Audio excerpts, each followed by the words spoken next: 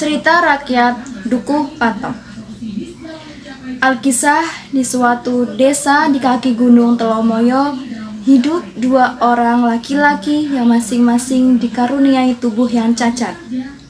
Seorang buta dan seorang lagi lumpuh. Cacat kedua orang itu dibawa sejak mereka lahir, meskipun mereka tidak lahir dari ibu dan ayah yang sama. Hari-hari dilalui oleh kedua sahabat ini dengan penuh keikhlasan. Meskipun mereka cacat, namun tidak mengurangi upaya mereka untuk mandiri. Keduanya bekerja pada Tuan Karsa sebagai perawat kuda. Tuan Karsa yang kaya raya memiliki 5 ekor kuda.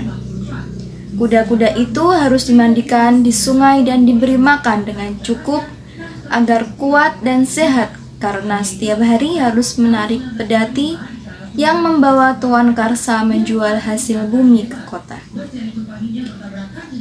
Keduanya bekerja sama, saling bantu-membantu untuk mencukupi kebutuhan hidup sehari-hari, baik di tempat kerja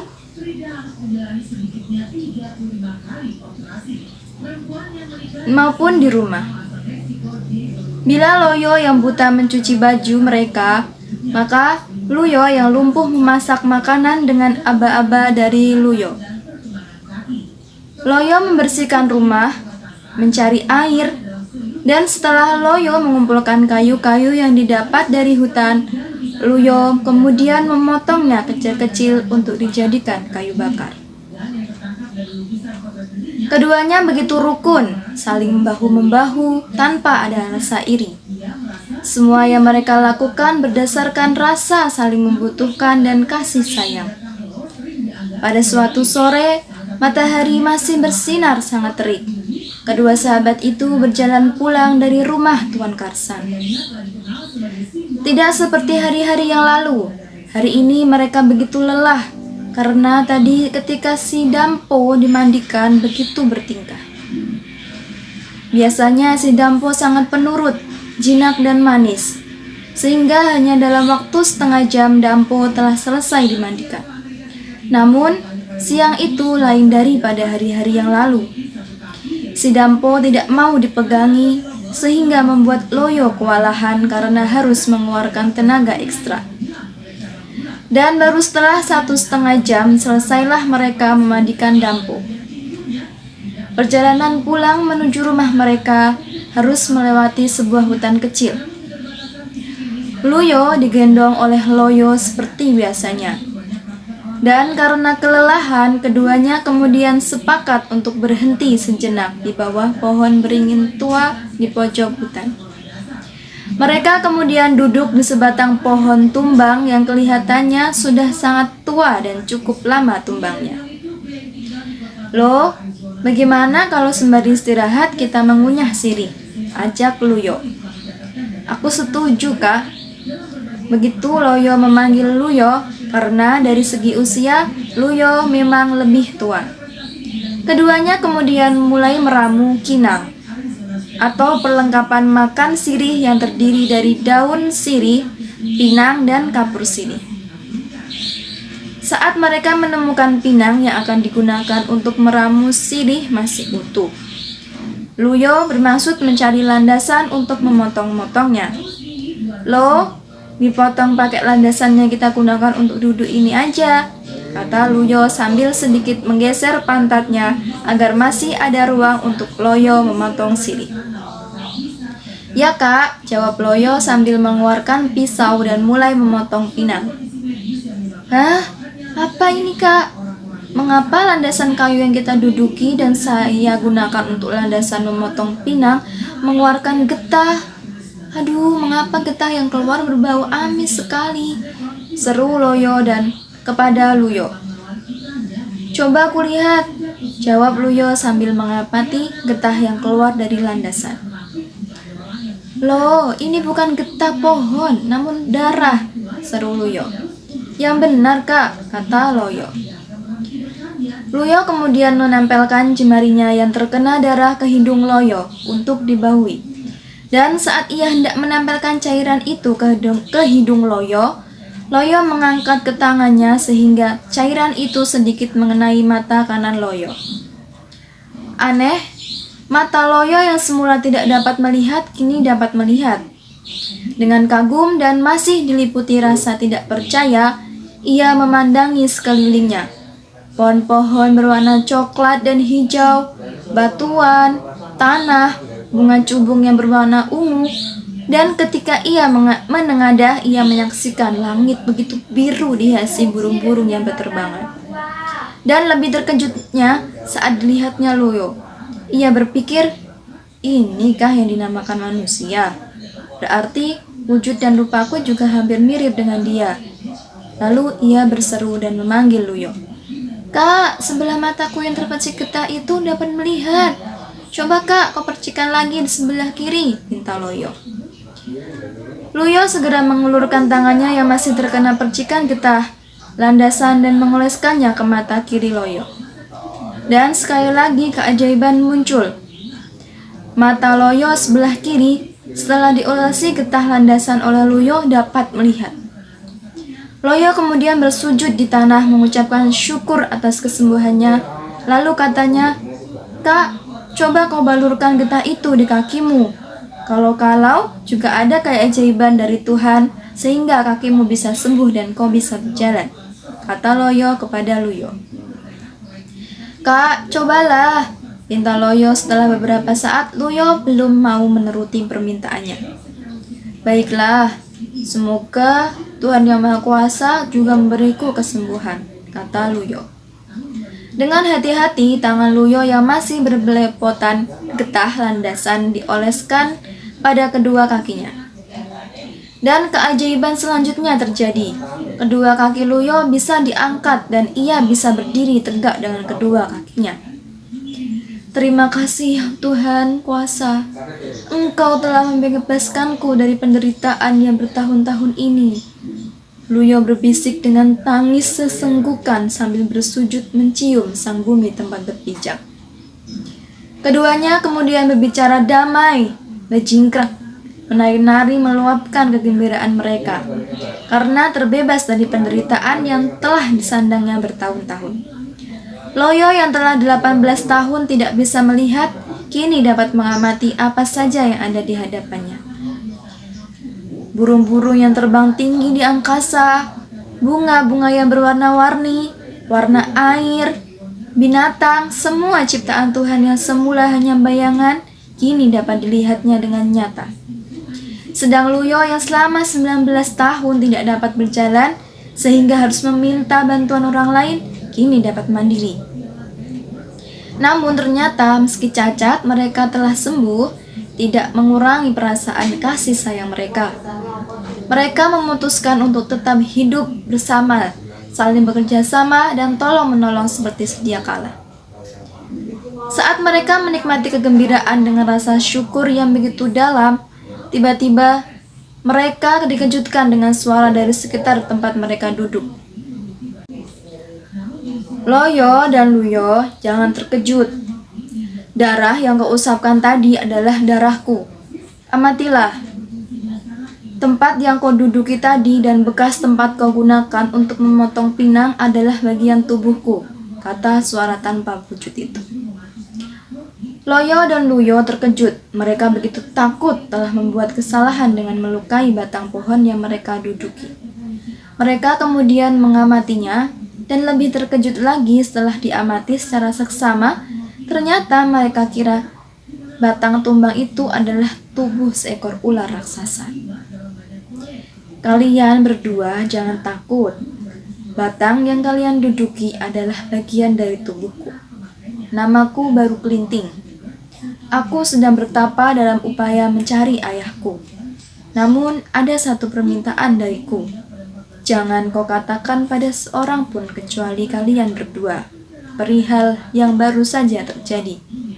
Karena apabila ada orang tahu, maka mereka tentu akan membunuhku. Kalian mau berjanji?